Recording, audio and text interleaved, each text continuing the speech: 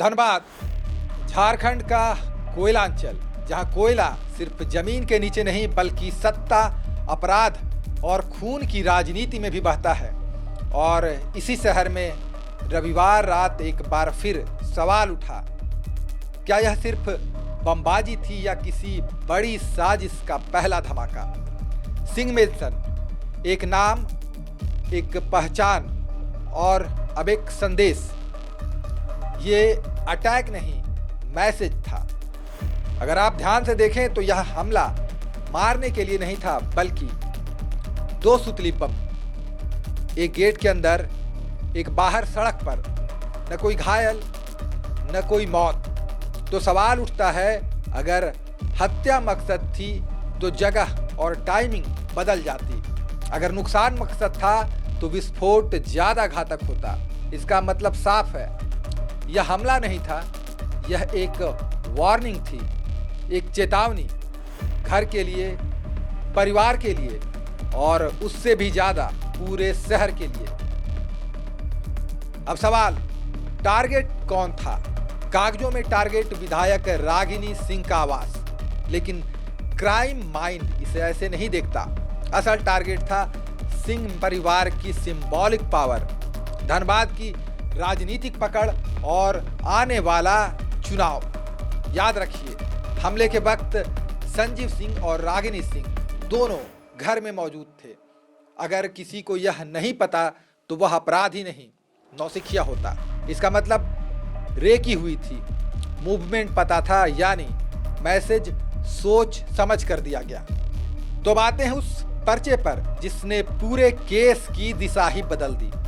पर्चे में लिखा गया, अमन के खून का बदला, धनबाद को शमशान, व्यापारियों से रंगदारी। और यही सबसे बड़ा सवाल है, क्या कोई असली गैंग इतनी जल्दी जिम्मेदारी लेता है? क्राइम पैटर्न कहता है नहीं। असल गैंग पहले देखता है पुलिस का रिएक्शन, मीडिया का नैरेटिव और पब्लिक का डर। लेकिन यहाँ पर्चा बहुत जल्दी आया तो दो संभावनाएं बनती है, या तो गिरोह को डर फैलाने की जल्दी थी या फिर किसी और ने अमन के नाम का इस्तेमाल किया। और ध्यान दीजिए, पर्चे में ज्यादा फोकस है रंगदारी पर, यानी डर बराबर दबाव और दबाव बराबर पैसा। अब क्राइम एनालिसिस का सबसे अहम पॉइंट, धनबाद में अमन सिर्फ एक नाम नहीं है, वह एक ब्रांड बन चुका है। उस नाम से डरते हैं व्यापारी, प्रशासन अलर्ट हो जाता है, मीडिया तुरंत उठता है। यही वजह है कि कई छोटे या लोकल गिरोह बड़े नामों की आड़ लेते हैं और इसे कहते हैं शैडो ब्रांडिंग इन क्राइम। तो सवाल यह नहीं है कि अमन गिरोह है या नहीं, सवाल यह है कि फायदा किसे हो रहा है। अब टाइमिंग भी देख लीजिए, नगर निकाय चुनाव, संजीव सिंह का संभावित नामांकन और ठीक उसी वक्त हमला। समझने वाली बात यह है कि क्राइम और पॉलिटिक्स में कोइंसिडेंस नाम की चीज होती है या नहीं। या तो किसी को नामांकन से पहले दबाव बनाना था, या फिर इलाके में शक्ति प्रदर्शन करना था, या फिर सुरक्षा व्यवस्था को चुनौती देनी थी।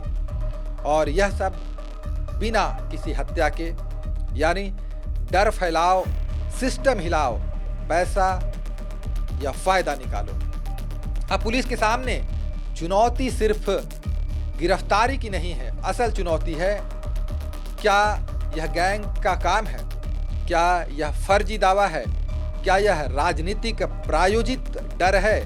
सीसीटीवी है, फुटेज है, लेकिन अपराधी जानते हैं सुतली बम बराबर कम सबूत, ज्यादा डर।